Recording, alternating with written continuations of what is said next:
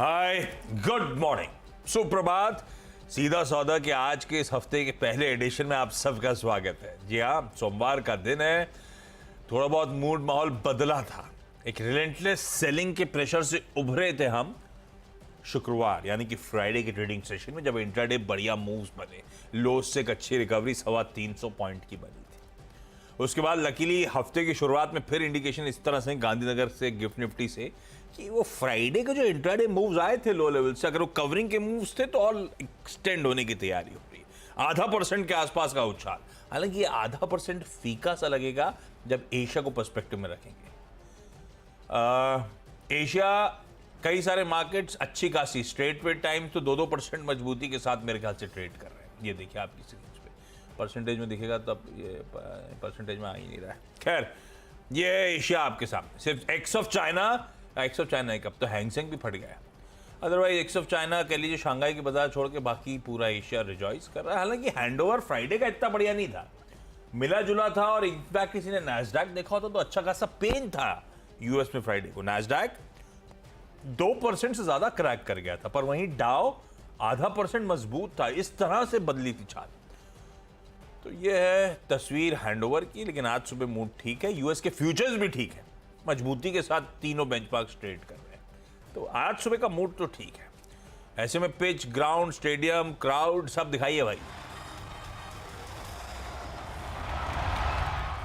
मैं एक पता नहीं कहां से आया था, असल पता नहीं, इलॉन मस्क साहब आप क्या ब्राउज करते हो, क्या दिखाते हैं पता नहीं, एक्स पे, ट्विटर पे। तो उसमें मेरे ख्याल से, मुझे अब वो पढ़ा नहीं था क्योंकि ब्राउज करते करते आया था, लखनऊ धोनी गए, मतलब उनकी बस जा रही है महेंद्र सिंह धोनी की। अपने होटल जा रहे होंगे वो, और वो क्राउड येलो जर्सीज में भरा हुआ, मतलब फैन सब धोनी धोनी धोनी चिल्ला रहे हैं। ये फैन फॉलोइंग उस आदमी की आज भी, और देखने लायक वीडियो था, देखने लायक स्वेलिंग क्राउड था। पूरी रोड हर तरफ घेरी हुई, बंदोबस्त में पुलिस को बहुत परेशानी हो रही है। वही मुझे लग रहा था वो शायद वो ताज के आसपास का, गोमती नगर के आसपास का इलाका था। खैर, वो गैस एस्टिमेट है, लेकिन वो गजब विजुअल से। खैर, मेरे हिसाब से धोनी ना, हाँ, इंडिया का अब तक का बेस्ट कैप्टन है। उसके सामने कोई नहीं है। भले ही बहुत सारे लोग फैन होंगे गेम्स के, बट कैप्टनसी में उसके आगे कोई ठहरता नहीं है। वो परफॉर्मर है, विकेट कीपर, और वो हेलीकॉप्टर शॉट। मैनेजमेंट पहले जब आया था तो अनऑर्थोडॉक्स वो शॉट्स वॉट सब बोलते थे, क्या है ये लपेटेबाजी चल रहा है, नहीं, पर ही प्रूव्ड हिमसेल्फ। खैर, कहाँ भटक रहे हैं। ये पिच तो मामला सख्त लग रहा है एकदम हफ्ते की शुरुआत में। यार यूएस में देखो ना, जो हम लोग चर्चा कर रहे थे ना, मेरे सामने वाली स्क्रीन पर डाल दो ना पिच। वो जो है आईटी स्टॉक्स में हम लोगों ने कहा था कि, मैंने आपसे लगातार कहा था कि वहाँ के नतीजों पर नज़र रखिएगा, क्योंकि आप बड़ा ट्रिगर वहीं से आ रहा है। तो कैसे आया, देखिए नेटफ्लिक्स ने एक गाइडेंस कमज़ोर दिया, नतीजे ठीक थे, लेकिन आगे उनको थोड़ी सी लग रही है कि बावजूद इसके कि उन्होंने वो पासवर्ड शेयरिंग पे क्रैकडाउन कर लिया है, लेकिन तब भी उनको लग नहीं रहा कि बहुत अच्छा गाइडेंस दिया उन्होंने। फिर जो एनवीडिया का एक क्लाइंट है सुपर कंप्यूटर, उसमें अच्छे नहीं आया, तो उसकी वजह से एनवीडिया भी गिर गया। आईटी के बाकी सारे स्टॉक गिरे हैं, टेस्ला, एप्पल, जो भी देखो आप, सब में कमजोरी। एप्पल तो फिर से प्राइस कट कर रहा है अपनी। तो थोड़ा सा दिक्कत है आईटी स्टॉक्स में। इतने चले थे इसलिए अब वहाँ पे प्रॉफिट बुकिंग है। तो S&P भी इसीलिए गिरा, एनवीडिया भी गिरा, और जो तूफानी रफ्तार थी वो रुकी। ये विशुद्ध मुनाफा वसूली है, कोई ऐसा बहुत दिक्कत नहीं खड़ी हो गई। लेकिन इतने हाई पिच पर ग्रो करना बड़ा मुश्किल काम है ना। जो समस्या आज HDFC बैंक के सामने आ रही है कि उस पिच पे आप ग्रो नहीं कर पा रहे हैं, वैसे वहाँ पे तक इतना जल्दी थोड़ी ग्रो कर सकते हैं आप। तो मुझे लगता है ये रीज़न था वहाँ का। बाकी क्रूड की तरफ से कोई प्रॉब्लम नहीं थी। गोल्ड वही 2400 के आसपास बना हुआ है। तो मुझे लगता है कि मुनाफा वसूली का दौर चला है, और कई लगातार 6 दिन गिरा, उसके बाद कई हफ्तों से गिर रहा था, और ये सबसे ख़राब महीना होने जा रहा। अगर अभी अगले 4-5 दिनों में नहीं ठीक हुआ तो ये बहुत ख़राब मंथ जाएगा इनके लिए। 2 साल का सबसे ख़राब महीना हो सकता है। अपने यहाँ क्या होगा? अपने यहाँ पता नहीं क्या होगा। आज ये हफ्ता टेस्ट है वैसे, बहुत सगड़े प्रेशर के बाद क्या हालात थोड़े से पटरी पाएंगे। फ्राइडे का वो जो अप मूव था, क्या हम दमखम दिखाएंगे? नियर टर्म हर्डल जो दिख रहे हैं भाव के लिहाज से, उनको ब्रीच कर पाएंगे? काफ़ी सारे जवाब इस हफ्ते मिलने। हफ्ते की शुरुआत में क्लैरिटी आ जाएगी कैसा मूड है। खैर, शुरुआत कर रहा हूं मैं लाल के साथ, ऐसा कोई मूड नहीं था, वो फ्लो में ऐसा रख दिया क्योंकि पहले जो ज़्यादा इम्पैक्ट हो सकता था उसको मेंशन कर दिया था। तो पहला है संवर्धन मदरसन। अभी जब मैं रैप अप करूंगा ना तो उसमें मैंने लिखा है मस्क ऐलान। तो मस्क साहब ने अपना भारत दौरा डेफर कर दिया है, टाल दिया, अभी तो ऐसा कहना चाहिए। वही कह रहे हैं प्रेसिंग वर्क ऑब्लिगेशंस आ गए हैं। अश्योर करा है सबको कि रीस्केड्यूल करूंगा लेटर दिस ईयर। तो कहां अप्रैल, अब शायद नवंबर दिसंबर हो सकता है वो दौरा हो, पर अभी नहीं, अभी तो टल गया है। आते तो भाई शायद पीएम मोदी से मुलाकात के बाद, वाह कॉफी आई है, सब्सटैंशियल इन्वेस्टमेंट्स की तैयारी कर रहे थे। 2-3 बिलियन डॉलर सब मान के चल रहे थे और आवाज की एक्सक्लूसिव कह रही थी ना साहब 2-3 नहीं, उससे कहीं ज्यादा पैसा कमिट होने वाला था। और लालजी तो खैर वो टेस्ला रिलेटेड सारे इन्वेस्टमेंट सब अवेट कर रहे थे। तो जरा इसका चार्ट उठाइए, लॉजिक भी था इसमें चलने का। पिछले 3 महीने का चार्ट उठाइएगा तो प्रीवियस हाइज के आसपास गजब के मोमेंटम के साथ ये स्टॉक खड़ा हुआ तना हुआ नजर आएगा। बाजार की एक तरफ वीकनेस चल रही थी, 5-6 दिनों से रोज पिटाई हो रही थी, और ये संवर्धी तो 12 महीने के दिखा दिए। मैं कह रहा 1 महीने के दिखा दीजिए भाई। तो गजब की रिकवरी के ट्रेड में आ गया था ये स्टॉक। ये देखिए पिछले कुछ दिनों से ये लार्जली इसीलिए था, अपने प्रीवियस पीक के आसपास आ गया है। मुझे लगता है शायद अगर इसीलिए चला था भाई, कुछ और रीडिंग थी बाजार की फंडामेंटल रिलेटेड तो पता नहीं, आपने को देख के लग रहा था शायद टेस्ला रिलेटेड है। तो लाल ले लेते हैं आज की ट्रेडिंग सेशन में। भाई आपने आज की उस मीट के लिए बिल्डअप करा होगा, मीट अनाउंस होती है, लोग मुनाफा बांधने आते हैं, अब तो मीट ही टल गई है। मेरे को लगता है शायद मुनाफासूरी की गिरफ्त में आ सकता है। कंपनी अच्छी है, कंपनी रिलेटेड तो कोई कंसर्न है, पर जिसलिए चला है ऑफ लेट वो इवेंट प्ले आउट हो ही नहीं रहा है। ये इवेंट नहीं प्ले आउट हो रहा है, मुझे लगता है टाटा मोटर्स के लिए पॉजिटिव है, उसको ग्रीन रखा मैंने। भाई आसान शब्दों में प्रतिस्पर्धा या competitive intensity, competitive pressure ease हो रहा है, एटलीस्ट फॉर द टाइम बी। टेस्ला एक डोमिनेंट प्लेयर है इलेक्ट्रिक व्हीकल मार्केट का, ये हम सबको पता है। और हिंदुस्तान में अगर किसी ने number 1 position, biggest market share, largest player passenger EV manufacturing का है तो वो है टाटा मोटर्स। सल्क कर रहा था ये स्टॉक, इसका भी महीने भर का चार्ट उठाइएगा, दिखेगा वही सल्कनेस आपको आपकी स्क्रीन पे। तो प्रेशर टल रहा है, ये देखिए किस तरह से, बिल्कुल जैसे संवर्धन फट रहा था, टाटा मोटर्स चच्चा करेक्ट हो रहे थे। तो ये ऑब्वियस है कि एडिड प्रेशर इसीलिए था क्योंकि थोड़ा सा कंसर्न माउंट हो रहा था। हालांकि उनका आना टल गया, गवर्नमेंट ने गाड़ियों का इंपोर्ट सस्ता कर दिया, ये फायदा उठाएंगे जेला, इन्होंने कहा भी रखा है, इसको ग्रीन रखा है। नॉट नेसेसरली आज ऐसा प्ले आउट हो, पर लॉजिक ऐसा कहता है, इसीलिए कोई संवर्धन लाल है, टाटा मोटर्स हारा है। उसी कड़ी में वापस टाटा केमिकल्स को ले आता हूं। ये कड़ी थोड़ी सी अलग हो जाती है। ये अपन वापस आ गए टाटा सन्स के आईपीओ पे। नेटवर्क के एक्सक्लूसिव कहता है कि टाटा सन्स ने आरबीआई को प्रपोजल सबमिट कर दिया है upper layer NBFC guidelines meetup करने का विदाउट एन आईपीओ। जो अपन ने चर्चा करी थी पहले, उसके बाद स्टॉक करेक्ट भी हुआ था लपक के, अब वो कंफर्म हो गया है। हाईलाइट है कि अपना डेट रिड्यूस कर देंगे और आरबीआई को प्रपोजल उसके साथ सबमिट करा है। हालांकि आरबीआई ने अब तक प्रपोजल रिस्पॉन्ड नहीं करा है, वो अलग बात, लेकिन अभी हालांकि एक ही चीज पे कितनी बार धो दोगे किसी को अलग बात है। लेकिन मुझे लगता है आज फिर ये लाल के साथ ट्रेड हो सकता है। टाटा केमिकल्स रेड है क्योंकि इसके फंडामेंटल तो कुछ बदला नहीं है, अभी भी प्रीमियम कमांड कर रहा है, इसके सोडा ऐश के इश्यूज अभी भी हैं। हालांकि ये सच है कि टाटा ग्रुप में सबसे सस्ता स्टॉक ये है आज के रेट में, पर ये अपने चैलेंजेस झेल रहा है। लाल रख देता हूं आज के लिए, 3 हो गए भाई साहब। Okay, SW solar, Sterling and Wilson profit में आ गई, प्रॉफिट में आ गई, मार्जिन 1.7 वाले शायद 5%। यस, ऑर्डर बुक क्या हो रही है, सेल्स देखो आप, प्रॉफिट देखो, एबिटा देखो, पूरी तरीके से ऑर्डर बुक देखो, एक क्वार्टर में 3-3 हज़ार करोड़ की ऑर्डर बुक बढ़ रही है। तो नंबर बहुत धांसू है, हालांकि धांसू स्टॉक भी हो चुका है पहले से, काफ़ी चल भी चुका है, लेकिन रडार पर रखना चाहिए, यू नेवर नो। एक ऐसा ही और टर्न अराउंड स्टोरी है बंसाली इंजीनियरिंग की, ये जो पॉलीकेम पेट्रोकेमिकल्स से बनाते हैं, बीईपीएल, ये भी क्वार्टर ऑन क्वार्टर इसका आप रिजल्ट देखेंगे ना, तब आपको दिखेगा इसमें शानदार ग्रोथ देखने को मिली। रेवेन्यू 321 करोड़ है, 328 से बढ़ के अब आप कहोगे 328 से घट के, लेकिन जब आप क्वार्टर से कंपेयर करोगे तो 291 से बढ़ के 321 हुआ है। वैसे ही आप एबिटा देखोगे तो 54 से बढ़ के 58 करोड़ हुआ है, साल दर साल भी बढ़ के आया है, और मुनाफा भी 41 करोड़ आया है बढ़ के। तो ये नंबर रिवाइवल के संकेत है कि जो ये प्रोडक्ट बनाते हैं उसमें बहुत प्राइसिंग की इश्यूज खड़े हुए थे। तो दूसरा इसको भी ग्रीन। तीसरा है JSW एनर्जी, इसको भी ग्रीन में रखा है। इनकी कोई JSW नियो एनर्जी लिमिटेड है, उसको एक 700 मेगावाट का प्रोजेक्ट लगाने का कॉन्ट्रैक्ट हासिल हुआ है, जो कि NTPC से इनको मिला है।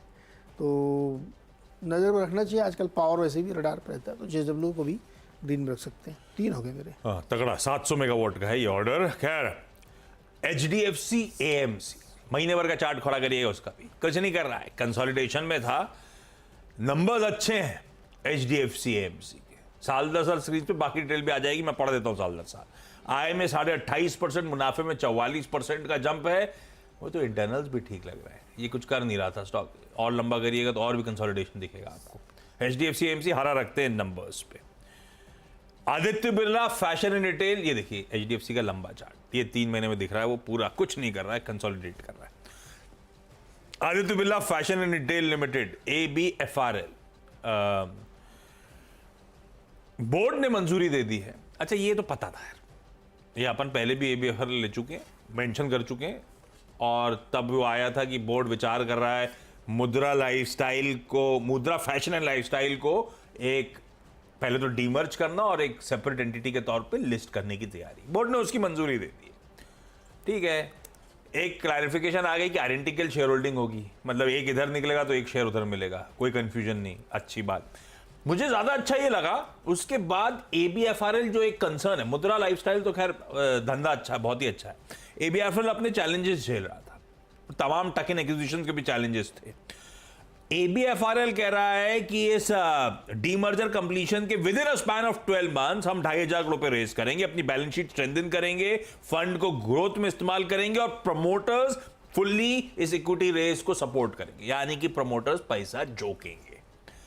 वो ज्यादा कंफर्टिंग लग रहा था मुझे। हालांकि अभी तो बहुत टाइम है यार, डीमर्जर होगा with in a span of 12 महीने तब होगा, लेकिन अपडेट अच्छे हैं इसीलिए ग्रीन करा। अगर ABFRL ग्रीन है तो जो इसकी सब्सिडरी है उसको भी ग्रीन करना चाहिए। अब इसकी सब्सिडरी कौन रह गई बाजार में? TCNS क्लोथिंग, जिसको इसने एक्वायर करा था। एक्वायर करते करते अब तो 50-52% के आसपास का स्टेक है। जब मैं आदित्य बिरला फैशन रिटेल, मुद्रा फैशन की खबर अच्छी मान रहा हूं, तो फिर यार इसको पॉजिटिव रब के तौर पर रख लेते हैं। TCNS को ग्रीन रखा है इन्हीं डेवलपमेंट्स के बीच में। अपने हो गए 6। ओके, चौथा स्टॉक है HDFC बैंक, और इसके रिजल्ट्स इनलाइन मान रहे मार्केट। ठीक है, इसमें एक पॉजिटिव सरप्राइज है क्वार्टर। हाँ, NIM तो अच्छा है क्वार्टरली, लेकिन नंबर में अभी भी आप देखो ना, कोर बिजनेस से नंबर नहीं आ रहे हैं। पर पता है इसमें अब ये बात, भाव छोड़ देते हैं। हाँ, ये 1380 वाला 1530 का भाव में बहुत कुछ चैप्टर, अपन सिर्फ नतीजों की बात करते हैं। भाव तो शायद उनके हिसाब से जो कह रहे हैं वो कर लीजिए आप, पर अगर वो सब डर रहे थे 2 क्वार्टर्स का पेन है, तो पेन 1 क्वार्टर का था, और इस क्वार्टर में पेन नहीं है।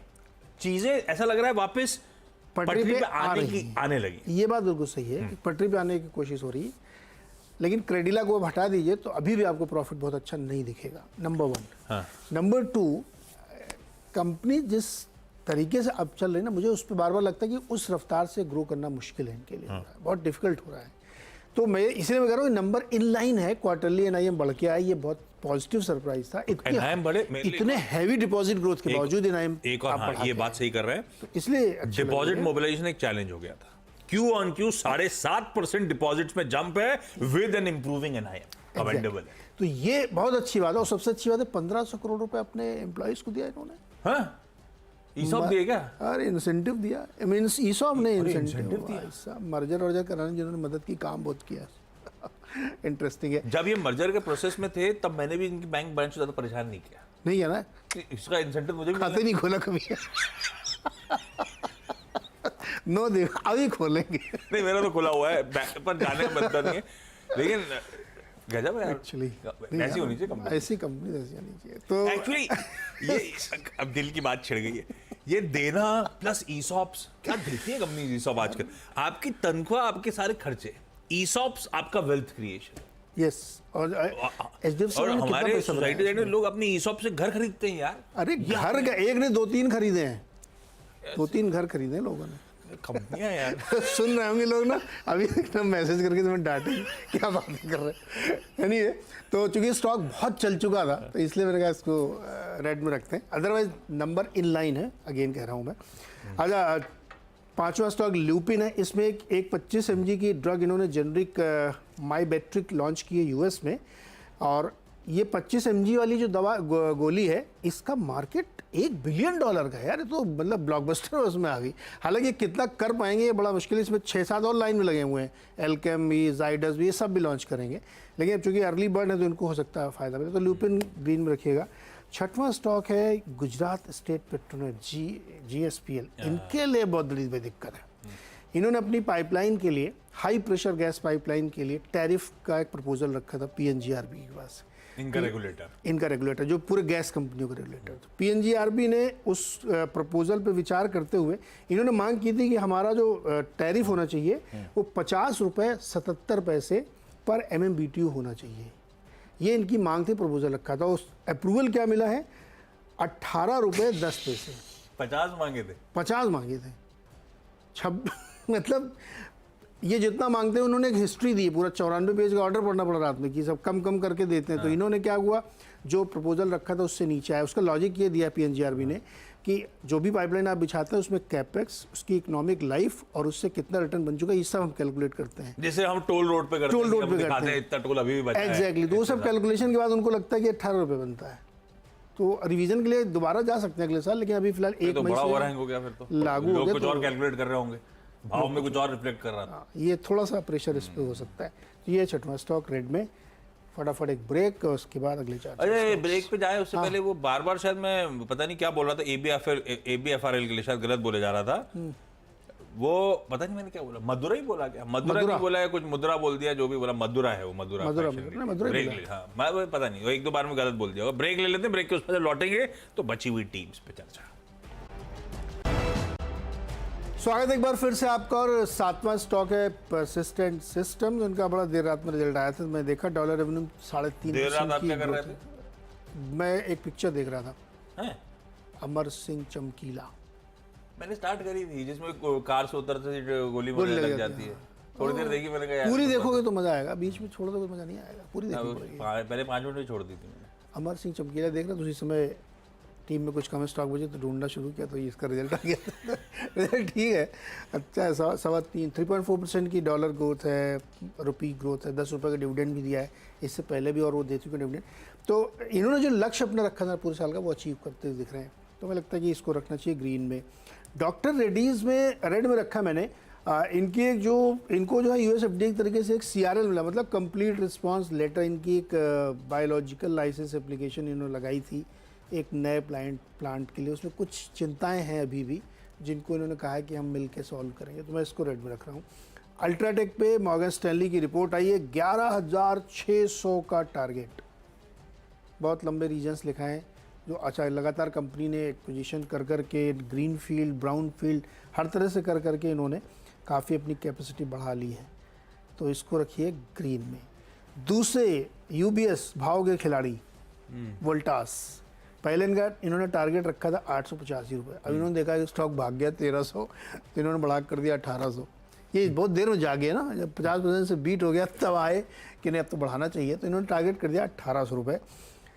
लेकिन इनकी स्टोरी, इन्होंने जो वोलबेक JV जो इन्होंने किया था काफ़ी पहले, वो टर्की कंपनी का, उसको लेकर के पूरा लॉजिक समझाया है इन्होंने। पता नहीं, वो मुझे बहुत कन्विंसिंग नहीं लग रहा, लेकिन अब टारगेट दिया है तो ठीक है। 1800 का लक्ष्य है, इसमें ग्रीन रखिए इसको।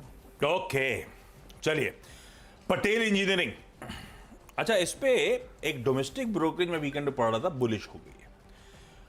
आनंद राठी का 66 का प्राइस टारगेट पढ़ा वीकेंड पे, पर मुझे लगता है शायद during the course of the week है ये अपडेट, क्योंकि उस रिपोर्ट में मेंशन्ड आर्टिकल में कि करंट प्राइस स्टॉक का है ₹60.31। ये स्टॉक दरअसल 59 पे आ गया। तो आई एम अज्यूमिंग कि वीक के दौरान वो शायद अपडेट आया होगा, ये ध्यान रखिएगा। पर अगर उस टाइम पे कंफर्ट था 60.5 के आसपास, तो मेरे ख्याल से 59 पे और बेहतर कंफर्ट हो जाएगा। इसे ग्रीन रखते हैं। इसको मैंने इसलिए रडार पे क्योंकि पहले भी मैंने मेंशन कर रखा है शायद। थमा हुआ है स्टॉक, अभी तक ऐसा कोई मूव आया नहीं है। ग्रीन रखते हैं आज के लिए इस रिपोर्ट के अपडेट्स पे। रामकृष्ण फोर्जिंग्स को लाल रखा है। रामकृष्ण बहुत चल इसलिए रहा था, अपडेट आया फिर कि यूएस का largest electric passenger vehicle manufacturer power train components के सप्लाई के लिए मंजूरी दे चुका है। फिर खबर आ गई भाई वीकेंड पे कि सब्सिक्वेंट कम्युनिकेशन पे उन्होंने उस खबर को होल्ड पे रख दिया है। मतलब उस यूएस के क्लाइंट ने ये अप्रूवल को होल्ड पे रख दिया। ये देखिए स्टॉक की मजबूती पिछले कुछ दिनों में। ये लाल है भाई आज के लिए। लॉरस लैब्स, यूएस एफडीए ने इनके विशाखापट्टनम के एक एपीआई मैन्युफैक्चरिंग यूनिट की इंस्पेक्शन करी थी। कोई फॉर्म 483 आया नहीं, यानी कि कोई आपत्ति, कोई ऑब्जर्वेशन है ही नहीं। सब चंगा सी ग्रीन रख दिया। यस बैंक को ग्रीन रखा। असल में इनकम टैक्स एपेलाइट ट्राइब्यूनल ने असेसमेंट ईयर 2011-12 और 13-14 तक के लिए इनको कुल मिलाकर 284 करोड़ रुपीस का refund, tax refund, IT refund आना है, वो कैलकुलेशन कहता है। बढ़िया खबर है, हरा रख दिया भाई यस बैंक को। क्विकली छोटा सा ब्रेक के उस पर जब लौटेंगे तो टीम्स का एक क्विक रैप अप।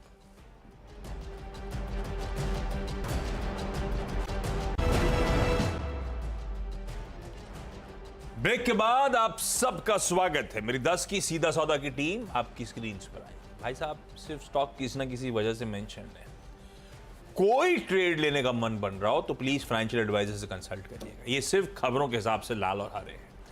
संवर्धन मदरसन मस्क ऐलान जो आया है, मस्क ऐलान, उसके बाद लाल कर दिया, टाटा मोटर्स को हरा कर दिया। दरअसल इलॉन मस्क साहब ने अपने भारत दौरा टाल दिया है। Tata chemicals, Tata sons related updates आए इसीलिए लाल करा। एचडीएफसी, एएमसी अच्छे Q4 नंबर्स लग रहे हैं। Aditya Birla fashion retail demerger को तो खैर पता था मंजूरी आएगी, मुझे वो कैपिटल इन्फ्यूजन इंटरेस्टिंग लगा। प्रमोटर्स भी कमिट कर रहे हैं, शायद पैसा आगे आएगा, डालेंगे। अब एबीएफआरएल के लिए अच्छी खबर थी तो इसकी सब्सिडरी के लिए अच्छी खबर है, टीसीएनएस क्लोथिंग के लिए। पटेल को लेकर जो ब्रोकरेजेस बुलिश हो रहे हैं उसके लिए ग्रीन। रामकृष्ण फोर्जिंग्स का क्लाइंट अपडेट आया है कि भाई वो जो सप्लाई ऑर्डर के लिए तैयारी करी थी वो फिलहाल के लिए होल्ड पे डाल दिया है। लॉरस लैब्स के विशाखापट्टनम फैसिलिटी को कोई आपत्ति नहीं यूएसएफडीए की जांच में। और यस बैंक को इनकम टैक्स एपेलाइट ट्राइब्यूनल से आईटी रिफंड आता हुआ ग्रीन कर दिया। वाह। एसडब्ल्यू सोलर और कंपनी अब घाटे से मुनाफे में आ गई है। ऑर्डर बुक बहुत ही स्ट्रॉन्ग है और नतीजे भी बहुत दमदार निकल के आए हैं। भंसाली इंजीनियरिंग में भी सेम स्टोरी है। कई क्वार्टर्स के बाद यहाँ टर्न अराउंड दिख रहा है, नुकसान खत्म होता हुआ दिख रहा है। जेएसडब्ल्यू एनर्जी ने एक टाई अप किया है एनटीपीसी से, उनको 700 मेगावाट का एक कॉन्ट्रैक्ट मिला है। एचडीएफसी बैंक के Q4 परफॉर्मेंस पे numbers in line and quarter NIM बढ़ा है, लेकिन अभी भी कोर बिजनेस पे इश्यूज हैं। ल्यूपिन में एक नई दवा लॉन्च की है जो ब्लॉकबस्टर कैटेगरी में आती है। जीएसपीएल ने टैरिफ की जो खबर, टैरिफ का जो प्रपोजल दिया था उसके सामने बहुत कम अप्रूवल मिला पीएनजीआरबी की ओर से। पर सिस्टम के नतीजे इन लाइन है, ठीक ठाक हैं, ग्रीन रख सकते हैं। डॉक्टर रेड्डीज को एक यूएसएफडीए से इशू मिला, सीआरएल मिला। अल्ट्राटेक में मॉर्गन स्टैनली की रिपोर्ट है, 11,600 का टारगेट। वोल्टास में यूबीएस की रिपोर्ट और 1,800 रुपये का टारगेट।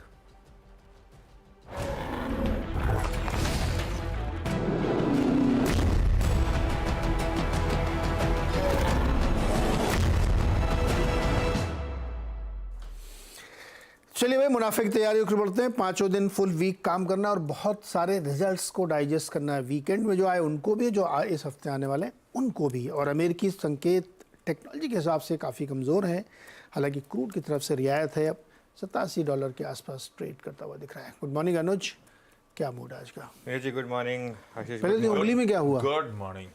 अरे ये वो मेरी फिंगर एक्चुअली एक दरवाजे में आ गई थी करीब 1 महीने पहले।